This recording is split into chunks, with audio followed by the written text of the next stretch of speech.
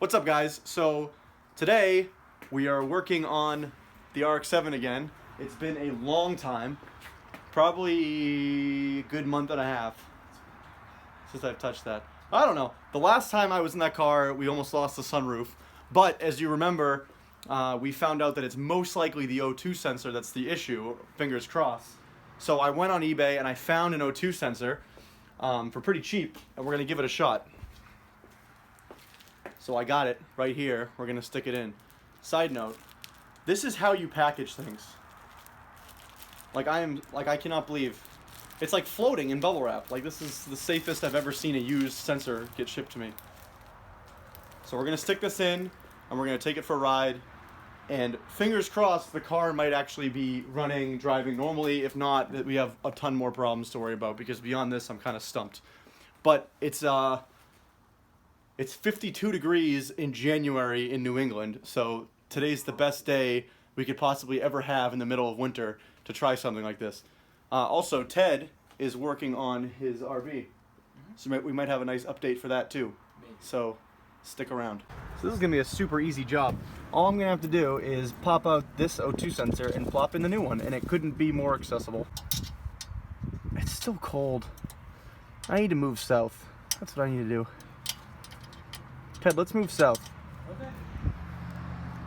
Like right now. Well, I live in Rhode Island. Yeah, no, just shut up. That's south. So, just got the new O2 sensor in. Unfortunately, the connector was different than the one I had. I'm not sure if it was a different version of the engine or what, or if it was just mislisted online. It was just blue, white, and then the two blacks for the heater, so I just had to splice those 4 wires with the connector from the old O2 sensor. Hopefully the cold doesn't give us any issues, because it's pretty cold out. But we're gonna give it a shot. Start her up, see what happens. We'll let this warm up, and then next time I pick up the camera, we'll be in the car. It's cold. I hate the winter. Running nose. Okay, so we let it warm up a little bit. I'm not sure the coolant gauge is working, but it's been warming up for 20 minutes or so, so it should be up enough. We're gonna try to do a little pull on the highway over here and see if it does any better.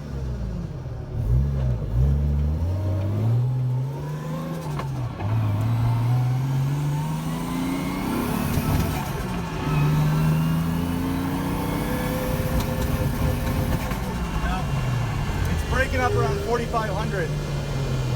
It seems better than before, but it's still not there. So there goes the O2 sensor out the window. Dang it. Oh boy. So I'm not sure if this is progress or not, because it still doesn't work, but I don't know if you could tell by that video that Ted took, but now that we replaced the O2 sensor, it revs up to about 4,500 RPM consistently, regardless of what gear you're in. And then it's like almost like a misfire. Before, it was the second you got on throttle, it would choke and the car would almost die out until you got back off the throttle. But now, it's doing kind of a similar thing to when we unplugged the O2 sensor before, but now it's a little more consistent, that it revs to about 4,500 and then it misfires. So what I'm thinking, it might be boost related. I'm not sure. Maybe it's overboosting. It's seeming like it's maybe pulling fuel because of an overboost. I don't have a boost gauge, but I'm thinking the next thing I might try is I might try to maybe force the blow-off valve open or something so it doesn't boost, and then we'll try to take it out for a ride again and see if I can at least rev it up all the way. And if that's the case, then we know it's an overboosting kind of issue, which it could be. It could be something like a wastegate stuck closed, or who knows. But I think it's progress. Unfortunately, it's not there yet, but what are you gonna do?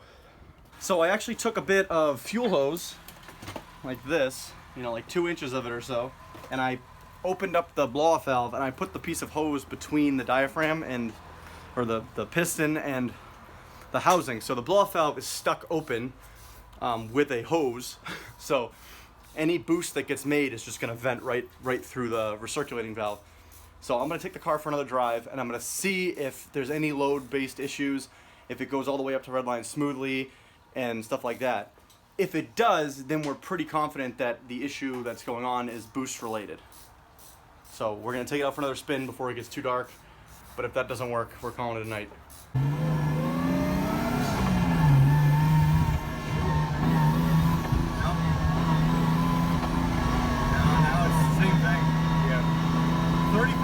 I get on it, chokes, falls right in its face. Yeah, look, I'm floored right now. I'm floored. Yeah, we have a serious issue. Dang it! So first gear isn't a big problem because there's not much load. But if I get into second, oh, dang it. Right. Sorry about the noise in this car, guys. There's no sound deadening and the transmission's pretty loud. Are you zooming in on your RB? Why would you do that? That's Shut up! Quality footage. If anyone knows, can someone tell me how to get that buzzer to shut up? Comment below. Yeah, it's somewhere in the dash, somewhere. What is that noise? Did not solve it. Let me turn the car off so they can hear me. Oh, that's better. Silent. So we thought there for a second that it might have been boost related, because for a split second there in first gear, I got almost all the way up to 7. And because of the welded diff, it actually kind of cocked out a little bit in this nice quiet neighborhood, which I didn't mean to do. But then when I got on the main road there and I got into second and tried to actually get on it a little bit, same thing. It got up to like 3,000, 3,500, and it just fell flat in its face. So it's definitely not boost related. It's not the O2 sensor. It's not the mass airflow sensor. Both of those have been replaced. It's not coils, because those have been replaced. So, I don't know. Maybe I need a new crank sensor. Well, you were thinking it might be a crank sensor. Well, I mean, mine did something when it wasn't plugged in. I mean, it's plugged in. It is plugged in. The thing I'm having, and I'm going to get in contact with Wiring Specialties, but an issue I'm having is I can't pull any codes off the ECU. There's a check engine light on the harness and 2 pins I'm supposed to be able to jump, and it's not giving me any code, because a code might be pretty useful right about now. So it might be a little while before we get another RX7 update, because the weather is going to be complete and utter crap in the meantime. But yeah, there's a little update. We tried an O2 sensor and it did not work. Oh, race cars, man. Why? Why they gotta be such a pain? Makes me sad. Time to go put the trash bag on the roof again. In other news, Ted, what is it that you did to your engine today? Today I got the timing belt on. It was timed slightly off. Oh yeah, it was a by tooth off. one tooth. So Good thing you didn't just send it. Yeah, no, that would have been unfortunate. But it does explain why the cam angle sensor is all the way advanced. Oh, so that might have been able to actually make up for it, maybe? A little bit? Because That's interesting. It's both, well, I have a type, but it does twist. Who knows? I really doubt it would have been able to. Ted and I always have little fights over what's better, a 1J or an RB25. This isn't nice. They're both 2.5 liter turbo inline 6 engines from around the same era. Exactly the same era. Yeah, they weren't in direct competition though. No, they weren't. You just competed with a VG. Yeah, but they weren't really competitors. But we'll do this for a little fun. In the comments below, put which engine you prefer of the two. Which one do you think is a better motor? The 1JZ VVTi or the RB25 DET Neo? Out of an R34, so it's important. You don't have to bias. The R34 is obviously a better car than the Soarer. Actually, that's debatable. That's debatable. So contrary to my short sleeves, it's still actually pretty cold out, but I've just been kind of like working, so it's feels warmer. But it was like, a 45, 50 degree night, so I figured I'd give a couple things a try that people were mentioning in the comments after my last video when I was trying to diagnose some of the stuff with the car. And a lot of people said spark plugs or spark plug gap. And I actually did some more research and talked to some people, and I found that a lot of people say do not run iridium plugs. And I just had Toyota Supra Iridium plugs that I just got at like AutoZone or something. They were NGK. So I went on Drift Motion and ordered the ones that they recommend. They're the NGK BKR7E, so they're the 7 temperature, but they're copper. So I threw those in, and that was it. That was it. It was plugs. So anyone that said plugs, you rule, and you were right, and I should have listened to you a long time ago. Actually, it seems like a long time ago because by the time this video came out, it's probably like weeks after I read the comments from the people saying plugs.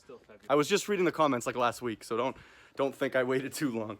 So shout out to every single one of you who mentioned spark plugs or plug gap. I already thought I solved that issue, but I got the wrong ones. So we just took it out for a drive, did like a second gear pull all the way to Redline, no issue. And then I had Ted start recording and we went again. There's still like a little bit of a hesitation in the top end, but like very slight. And that might be a different thing and I'm not sure exactly what that is. But that was the major cause of the hesitation. It was just a misfire. A very heavy misfire under load on basically every cylinder.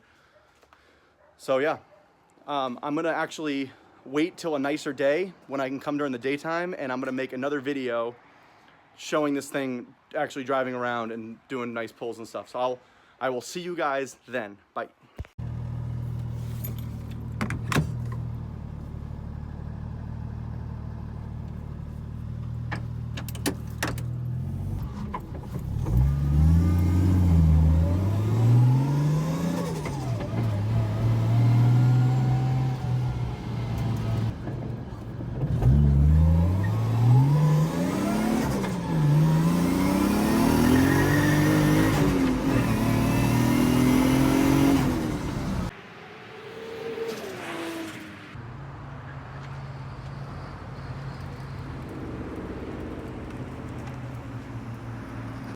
Oh yes. So that clip, I just held this little phone mount thing in my teeth. I hope it was good enough. I thought it looked pretty cool, but as you can see, the car actually runs and it feels incredible. And I'm just beyond excited because of all this crap that's been going through, and I just finally got it to run right. So that's out of the way. Now all that's left to do is just figure out the little things. So, oh God, I'm so excited. Like my adrenaline is just flowing right now. That's just like the most amazing thing. So as you can see, this car has come full circle in the past 9 months. From basically a bare shell to what it is now, it's night and day. I mean, the car, it's gonna be reliable, it's gonna drift. We know that now, it feels great. It's just little things. So I hope you guys are as excited as I am. If you are, please hit the like button. If you want to keep following along with this car, my Z, Ted Z, whatever it is, please subscribe. Really appreciate it. I guess I'll see you guys next time. Bye.